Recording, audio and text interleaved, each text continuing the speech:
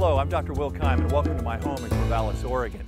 My plans, at the invitation of Principal Krista of Pacific High School, were to be with you and do this live for your district kickoff and to try to inspire you and to try to make you understand how special you are. The reality is, normally I fight travel schedules, traffic, construction on I-5, airlines. This year I had an opponent step into the ring. I wasn't looking, I didn't see it coming. The opponent's called cancer, and I'm staging a good fight. And I do know that with my medical team through Corvallis and the Oregon Health Sciences University and Providence Medical, I do know my tremendous family and group of friends, through the prayers of those that pray and the positive thoughts of those who think those thoughts, that I'm going to beat this, but I need your help. If you're interested in what I'm going through and want to be part of my support group, Will Keim, WILLKEIM.blogspot.com. I wasn't going to blog because sometimes I don't have anything to say, and it's always struck me amazing that people could blog every day. We have a world of geniuses that think something every day that they also think other people need to know. But after I answered 4,000 emails, I decided maybe it would be easier to blogspot. Or blog, there I go. Next I'll be twitting rather than tweeting. You know what I'm saying. But I'm glad to be there. Krista, thank you so much. And I hope in October, when I get through the first round of the treatment, that I'll be able to come down and participate in your regional event. I look forward to that. It looks like a beautiful part of Oregon, close to the coast. You're just in a great place. And you're small enough with a 12-to-1 student to faculty teacher ratio to really do some great things. I want to talk to you today about improving your serve. I want to talk to you about collaborating, about working together, which is even more essential when you're in a small place like you are. You know, you get these big places and people silo up and they don't work together. They don't understand that it takes a village, that's out of the Jewish Talmud. It takes a village to raise a child, to educate a child, that we're all in this together. So for those of you, to start with the fancy letters after your name, I mean, I am Will Keim, BA, MA, PhD. You know, those of you with the fancy letters after your name, I want to tell you why everybody on campus is just as important as you are. See the gravy lady who's working hard? She might put gravy on somebody's finger when they're holding their tray. Their parents yelled at them that morning. Maybe you're having a bad day because your friend that went into business that wasn't as smart as you is making more money. Maybe the state of Oregon's decided you can do even more with less. And they're uptight, they're worried. And then the gravy comes, and that's the thing that makes them drop out of school. We are all in this together, from the superintendent to the principals, to the teachers, to the clerical, to the classified, to the people that are hourly, that are just working part-time jobs. We're in this together, and we're all here because of the students. You all are taking care of the generation of students that will determine the quality of health care you get as senior citizens. Wow, I would really pay it forward. I would pay it forward if I were you, because you want them remembering back, Mrs. So-and-so, Ms. So-and-so, Mr. So-and-so took care of me, and at least they're going to be voters, and we want to make sure that they had a positive experience when they left our schools, so they make sure to support education the rest of their lives. I want to be clear, sometimes people give me a misnomer, and I take it as an insult. They go, oh, Dr. Keim's a motivational speaker. I want you to be clear, I am not a motivational speaker, I'm an inspirational speaker, because the only person that can motivate any of you is you. Some of you will find a way to resist me. Sadly, you'll say, oh, it's easy for him to say. You know, it's not easy for me to say right now. Really, frankly, it's not easy to be me right now. I'm facing an opponent that brings a pretty good army with it when it comes. But you are in a position to impact the lives of these precious, precious children and soon-to-be young adults. I want you to take it seriously. I want you to motivate yourselves. I'm going to try to inspire you. I want to tell you a quick story. Don and I were having a cocktail party. For those of you that think drinking is sinful, please pray for us. But we were having a cocktail party for a group of teachers after a year. Donna was involved in schools as the career development specialist. And two of the teachers that had my daughters, both of whom are teachers, I might proudly tell you, one high school, one elementary, they said, what are your daughters doing? We've lost track of them. It had been a number of years. I said, they're both teachers. And they said this, we're so sorry. And I said, really? I said, if I had it within my power right now, I'd fire both of you. And they said, why? I said, because you should have said congratulations. Teaching, Dr. Martin Buber said, is the most holy. That's with an H, not a W. He's Jewish, not Christian. It's the most holy occupation, because what an educator does is lead somebody out of the darkness of ignorance, out of the darkness of self-absorption, out of the darkness of feeling sorry for oneself, into the light of knowledge that we're all part of this unbelievably beautiful world, and there's stuff to know. We are teachers. When somebody says, what do you do? If you're a teacher, you're saying, I'm a teacher. You know, if somebody says, what do you do? I work at a school. And you should say that proudly. So they took it back, obviously, and I told my daughters, I said, whenever you say, I'm proud. Krista and Sammy are changing lives at Corvallis High School and Lincoln School. I also want to tell you a story. One time I was teaching and I said, reality is just a perspective. And everybody went, oh yes, it's just a perspective. I said, so Adolf Hitler's perspective of reality is just as valid as mine. And where I was trying to take them was, there is reality, but there's an actuality above reality, the way things should be, the way things could be, okay? The goals, the perfect world, best case scenario, nirvana, heaven, call it what you will. And this young man said to me, he was a 20-year-old cynic. He said, why do you keep asking us questions we don't know the answers to? At which point, Mohammed from Saudi Arabia raised his hand. I said, Mohammed, do you have something you'd like to say? Why do you tolerate this man's insolence? I said, say more. He said, in my country, this man would be asked to leave the university. When teachers come into the university, when teachers come into any school in Saudi Arabia, we stand up. When they leave, we stand up. In between, we ask questions when they tell us to. Teachers, doctors, okay, lawyers, government officials, they are respected in my country. I said, maybe I should come teach for you sometime. He goes, it would be our greatest honor. I turned to the young man and I said, do you have anything you'd like to say to Mohammed? He said, no, sir. And we went on. Nobody can make you feel inferior without your consent. Indira Gandhi. Nobody can make us as educators feel inferior without our consent. Our skills are valued by a number of corporate people. I do work for Microsoft, IBM, AT&T, lens crafters. I do work for capital investment companies. People value our skills. Sometimes we don't. It's time to change. So I want you to do 5 things for me under the general heading of improving your serve as educators and people who work in education. Number 1, want to be a teacher? Want to be classified? Want to be certified? Want to work at the school? Want to be in education? You're going to be overworked and underpaid. So please say it with me. We have been, say it with me, we have been overworked and underpaid. We currently are overworked and underpaid. We will likely be overworked and underpaid. There, now everybody's on the same page. Let me ask you a question. When you were considering careers, did you go, well, it could be computers, business, could be finance, entertainment, law? No. I'm going into education because that's where the money is. Very short hours and lots of cash. If you did that, you should probably not have been allowed to teach nor have children, because you'll have children that'll grow up and go, I'm going to be a first grade teacher because of the money. You don't become a teacher because of the money. You become a teacher because you want to impact future leaders today, because you want to make a difference, because you want to intervene in a child's life who's having a tough time and be a figure of central validity in their lives, somebody who doesn't fade away, step down, shy away from the responsibility of caring for others more than we care for ourselves. We'll be overworked and underpaid only in terms of money, but you know you're changing lives. You know the students are coming back to see you. You know you're raising the bar for high expectations. That's what you need to continue to do. Number 2, like your job, change it, or get a new one.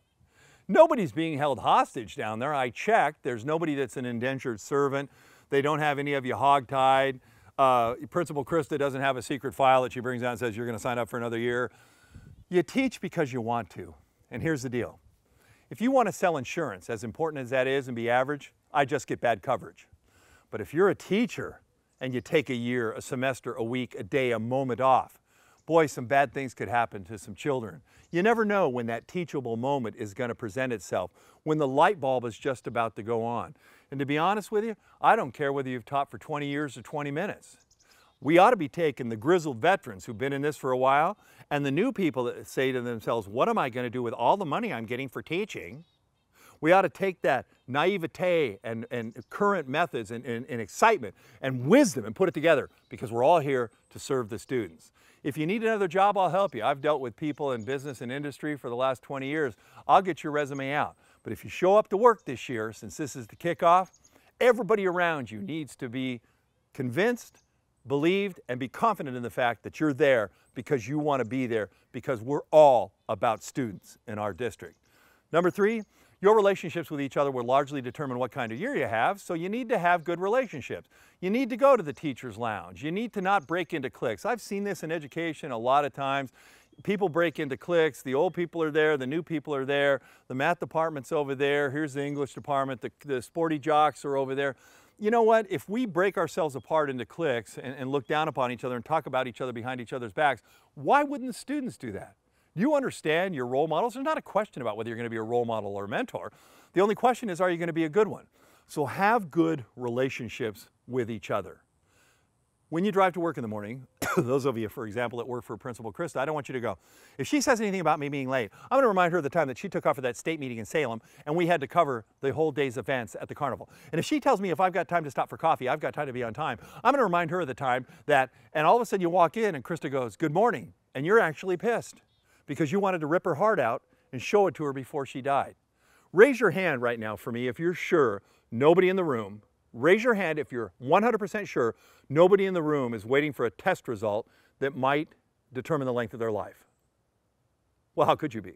Because we don't know, because people don't share some things. Raise your hand if you're certain nobody in the room is worried about their marriage. Well, how could you be? Because we don't share some things that are that personal. Raise your hand if you're certain nobody in the room, nobody in the district's worried about a child, a nephew, a niece, maybe even a spouse or partner that's dabbling with some drugs and they just don't know what to do. Because sometimes, isn't it easier to teach other people than the people we love the most? So here's the deal. Every day you come to work in your district, in your town there's 2 streets. Well, there's more than that, but these streets are called too much judgment and too much empathy. Judgment, empathy. What's a safer path to take? Empathy. I want you to know that people have lives going on, and I want you to cut them some slack, starting with yourself. And I want you to be good to one another. And I want you to role model positive adult relationships with one another so that the students can look at you and not only learn math or learn English or learn how to hit a volleyball, but learn how to be a human being. We are teachers. Number 4, there's no such thing as inappropriate student behavior. I know you're going, what an idiot this man is. Thank God he wasn't here in person. There's no such thing as inappropriate student behavior or faculty staff behavior, as long as you'll accept this caveat. People behave totally appropriately based on how they're being raised at home, in the case of students, and how their lives are going. That's why when you have trouble with a student and you have trouble with somebody on your staff, all you need to ask is this question: how are things going at home? I know it seems invasive. I know, oh my God, there's privacy issues. But the reality is people behave totally appropriately based on how they're being raised at home. And if you have a child that's in school 68 hours a day and you're saying you can, and they're going home for 16 hours of you won't. In the old days when I was in school, my dad told me, don't get in trouble at Covina Elementary School. Don't get in trouble at Sierra Vista Middle School. Don't get in trouble at South Hills High School. Because if you get in trouble at school, when you get home, I'm gonna whoop your butt again. That's what we were told. Now, generally, if you call in a mom or a dad, God bless them, of a student that's manifesting behavioral problems, you kind of sometimes see a larger magnification of that problem. There are parents, of course, that have children that have learning disabilities, diagnosed situations that make them unable to behave in a manner that's conducive to classroom cooperation. But the reality is this: you need to learn about each other. And in your district, no excuse to do that. This isn't Salem Kaiser, this isn't Portland, you know, this is a small area in which you could actually build community from the center, the education in. And that's why you are figures of central validity, because you represent what's right about being a human being, about using your brain and thinking and cooperating and playing well with others. All those little words that you have in your kindergarten and first grade classrooms, I'd love for you to put it all in all your classrooms about playing well with others and respect and responsibility and care and concern. We need to teach those things. Sometimes people don't come to school with them, but we can teach them. And lastly, number 5, remember, you'll be overworked and underpaid, but only in terms of money. Like your job, change it, or let me help you find a new one. Work on your relationships with your staff and your students, because they'll determine what kind of year you have. Number 4, understand people behave totally appropriately based on how things are going in their life. And lastly, number 5, I want you to repeat after me. I'm gonna have to trust you on this one. Krista, make sure they do it. Repeat after me. I'm the one, and this is the day. I want you to say it again with me. I'm the one, and this is the day. And what does that mean? Every day I get up and I think, what's going on? It's been weird recently because I get up and I go, oh my goodness, look how beautiful it is. The sun's out, my garden's growing. What do I have to do today? Good God, I've got cancer. It's kind of a weird thing to add into your life. One of my friends said the hardest part about cancer, and some of you that are survivors or who are dealing with it now, God be with you, But you know that the worst day is the first day when you have to include that word in other words like oncologist and melanoma and all. You have to start using those words in your vocabulary. We work very hard most of the time not to want to use them. The reality is when you get up, I want you to say to yourself after all of that, I'm the one and this is the day. This is the day to kick off the year when you could go up to that person you had trouble with last year and say, you know, I'm sorry for whatever I did to make our relationship not what it could be. You know, I'm going to work harder with you this year. Please forgive me for. You could do that with somebody at home. You say, well, I'm going to see my husband tonight. I don't need to worry about it. But you got no idea about that accident on that small road he's going to be coming home on. We're working without Annette here. Life is a one-ticket ride. And best case scenario, you get 25,000 days. My buddy wrote it on a sack for me at my 60th birthday, April 3rd. He put down 9,814 days. And then my new nemesis knocked on the door. And you know what? I'm hoping with every fiber of my being that I can have those 9,800 days. I'd like you to think positive about that too. But you're the one, and this is the day. And that's why I'm trying to inspire you next time you look in the mirror when you get dressed to say, I am a teacher. I am a counselor. I'm a coach. I work in the central office. I serve food to children. Maybe it's the only meal they're getting today. Gosh, what a great position you're in. I respect who you are, and I hope to be with you in October. So for those of you that are prayerful people, put me in your prayers. For those of you that just think positive thoughts, I want your positive thoughts. But I invite you into my life to be part of my support team, and I speak to you from my heart to yours. Your teachers, your educators, you are leading children and helping them set the banquet table right now for the glorious feast that will be the rest of their life. Thanks, Krista, for the invitation. Godspeed.